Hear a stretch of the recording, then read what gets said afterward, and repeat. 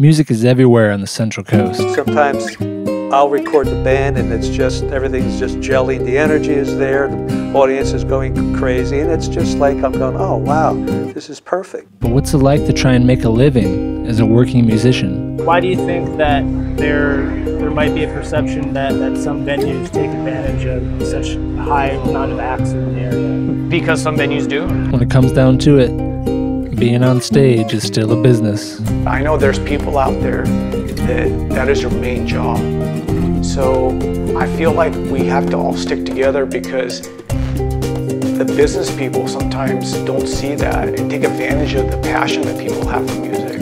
On this episode of The SLO Sound, the business of live music.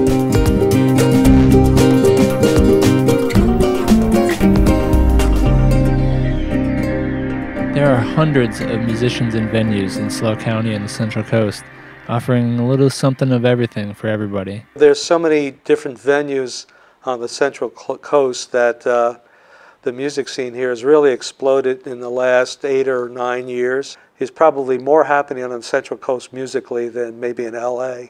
That's Carmine Rubino, co-owner of D'Ambino Cellars in Paso Robles. I do everything. I mix the music here. I also make the wine.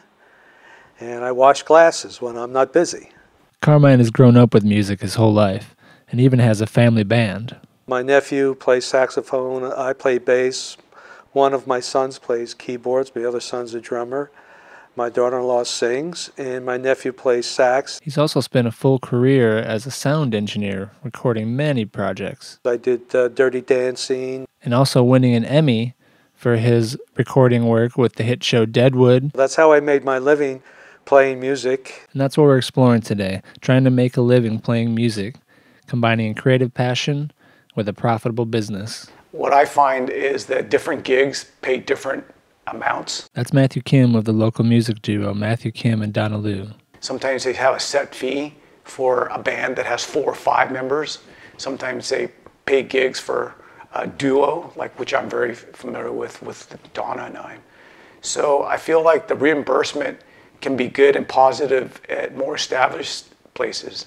But some coffee shops, wine cellars, they just are trying to bring people in without any reimbursement. And I think that lowers the rent for the product for everyone.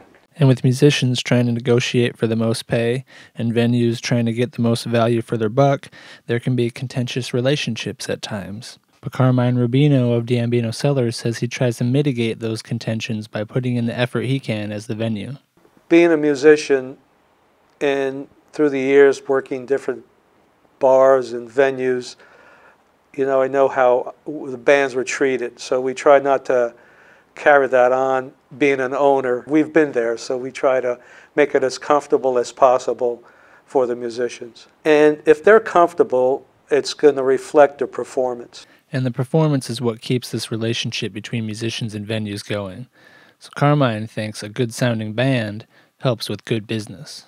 Some of the other places, maybe acoustically, it's not what the musicians are looking for. And some venues do what they can to contribute to a good show. Here's Dan Ernst, guitarist of the local bands The JD Project, as well as with the duo Matthew Kim and Donna Lou. And another place actually we just played to was a really nice venue, was the Siren, Morro Bay. Nice people out there, nice professional stage, good sound, good lighting. All those things help contribute to a good show and thus good business. But not every venue puts time and effort into their sound and light systems, and not every band brings an effective package to the negotiation table. So how do we make sure that there's a balanced relationship going on that is beneficial to both sides? If you have free music, that relationship is not equal. It is over-favored toward the owner. Matthew Kim again. But if you get good music and people stay and they're excited, then you get that relationship and both parties win. But how do we make sure both parties win? When out here in SLO County, just like with the weather, there's just as many microclimates of musicians and venues, and not everyone brings the same thing to the negotiation table. Local guitarist Dan Ernst again. I've had some experience back east, and back east, every band traveled, cover band or not, with full lights and full sound rig and everything. And out here, it's rare to see a band come out with a lighting rig even. And to have a venue to have a professional lighting rig and a good sound system and a good stage and a good monitor mix and a good dance floor and everything like that, really, it just enhances the experience, makes it better for the musicians.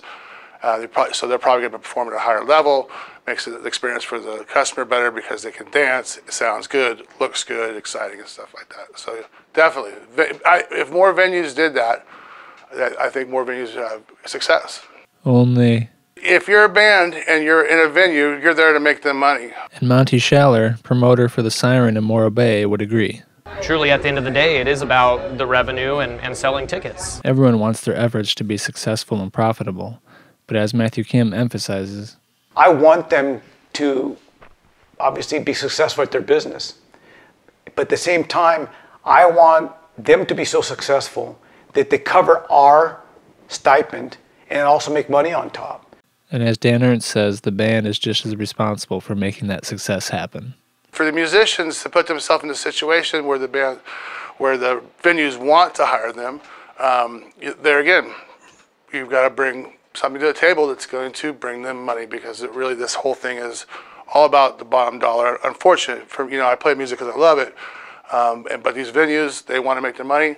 The bands, they want to make their money. And so goes the adventure of the relationship between venues and musicians. If the musician keeps in mind that these people want to make money, just like you want to make money, set the rates that you feel comfortable playing for. I know a lot of people out there complain a lot about what they are forced to pay for. They're giving all the power to the venues.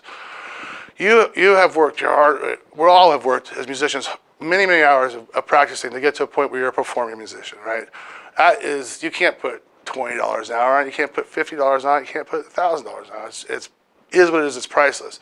What you have to decide is how much you're willing to go out there if it ends up being $20 an hour, and then that's it. If you're not willing to do it, don't do the gig. That means there's a lot of variation of personal choice amongst how musicians choose to run the business of their music. And with so many musicians and venues crammed into this little area of SLO County and the Central Coast, there's been talk of forming a music union to try and set some standards for the local music industry. I think it's time that somehow they did get a union, have a set fee, a set product, set of expectations, and then a certain pay grade. Guitarist Matthew Kim thinks forming a music union would make negotiations more predictable and help keep both musicians and venues happy. Within the union or the group, you have voting members and you elect delegates, let's say 10. Then we set the fees, and when they book a gig, they might go through them, or they can have a service where we look out for each other and then don't lowball somebody. Musician and venue owner Carmine Rubino has had experience working with music unions. I belong to the Musicians Union. I've since resigned because I don't really play out anymore. So I was a union member for a long time. And the union does have its good points as far as like setting the rate for recording, also for club dates. So the union is looking to protect the musician. But promoter Monty Schaller thinks it'd be difficult to make a music union work. And the reason that's so challenging is that different bands have different talent levels. They have different draw.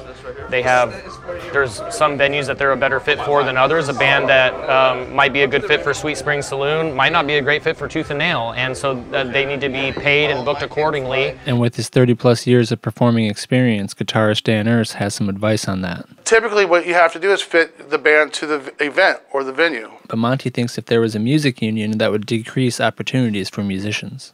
There would be a lot of bands that probably wouldn't get booked because they might not hold the value of, depending on how numbers were to fall, etc. I mean, this is all very speculative, but there's some bands that probably wouldn't be worth the money that, if it was unionized, that they were requesting.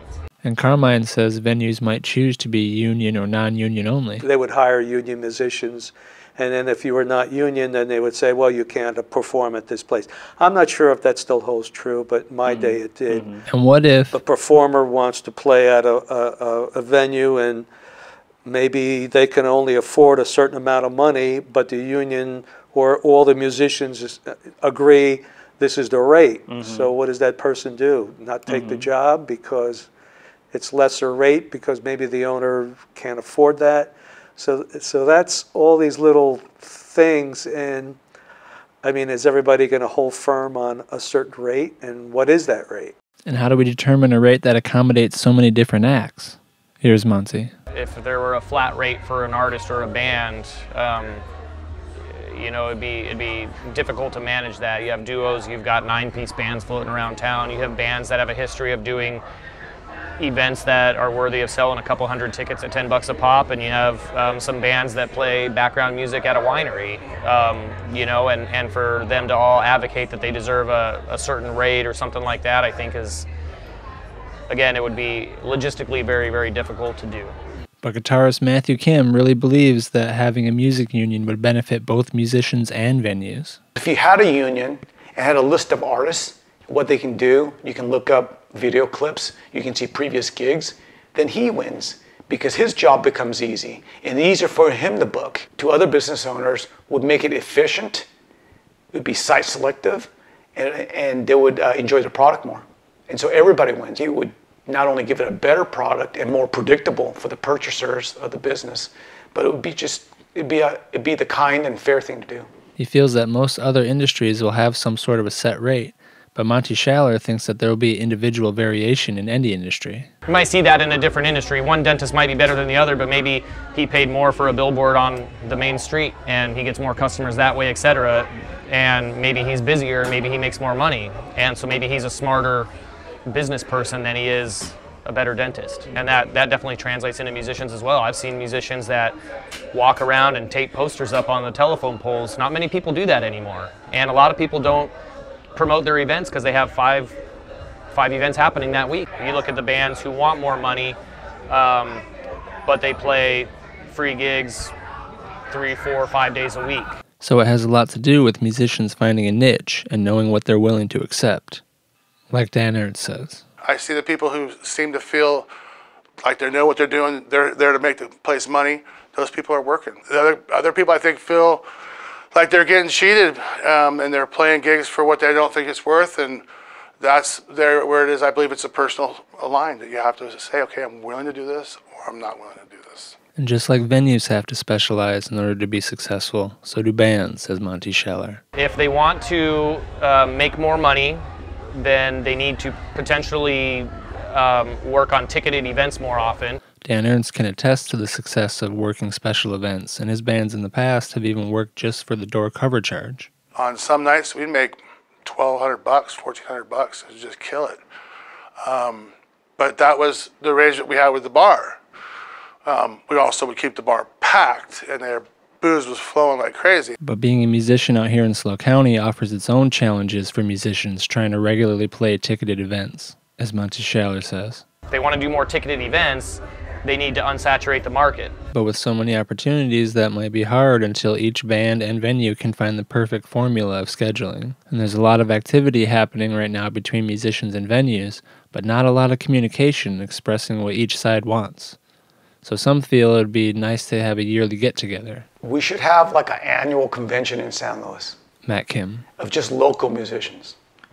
And we don't fight for gigs, we go and support each other, but we need to first of all put out our hand just like any other relationship and meet them and see who's that. It's like instead of saying, hey, you know what, I wanted that gig there, but he took it, so like who is that? And then we come in afterwards. I mean, realistically, you don't really want to play at a gig more than maybe once or every month and a half, because then they want fresh things. So instead of feel like we're trying to like take part of the pie, we want to share it. Share with the musicians and share with the venues, as Dan Ernst adds. Some kind of advocate could really, could help a lot.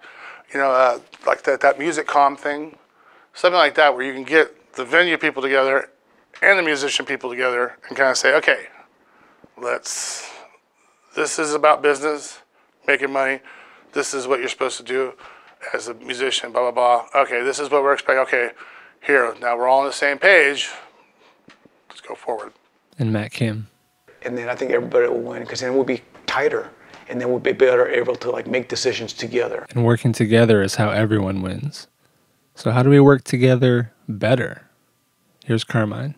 From the band's point of view, even if it is a bad situation, maybe they're not happy where they are in the room, just try to just do the best you can, because you never know who's in the audience. Dan Ernst has advice for musicians too. Practice. You know, take lessons. I still take lessons. You know, music is you never will master it. We can all spend hours and hours and hours, and then find people that you work well with, you know, and try to be different. And don't be afraid to play songs that people like to hear. Cover songs are great. I mean, you know, you don't have to do them note for note, but if you get the song down to gist, and in a live situation, it really ties people to it, especially if the song is tied to your style of music, you know. I think that's one thing that can help some bands that are trying to get out there and build a following and get their music heard. And what can venues do better? Just treat the band like a customer, you know. And that's Carmine. Just try to accommodate them. You know, it's not always going to be an ideal situation, but just try to make them feel comfortable, and you know, it's a working relationship. And Dan adds, maybe even like the venues talking to the people when they hire them and say, look, this is a business. You know, we're here to make money. We want you to have a good time. We want you to have a good time, but this is the bottom line, is the bottom dollar. And, you know, I think if bands were more business orientated with that, they might have more success with relationships with the venues. And if they make the people money, then they're going to be working. And we all will benefit from improving our relationships. Musicians and venues are no different. The band and the owner don't want to be at odds, because then it's not going to work for anybody. And that's what we need to do, is make it work for everybody. This isn't a competition. We need to make everyone win. For the sake of our livelihoods, for the sake of the amazing music that holds us all together. We need to step up to save music, or it's going to be a dying breed. We're going to just phase out live music, and you're just going to have Grandpa Joe doing open mic nights. I'm JJ Jackson, and this is the SLO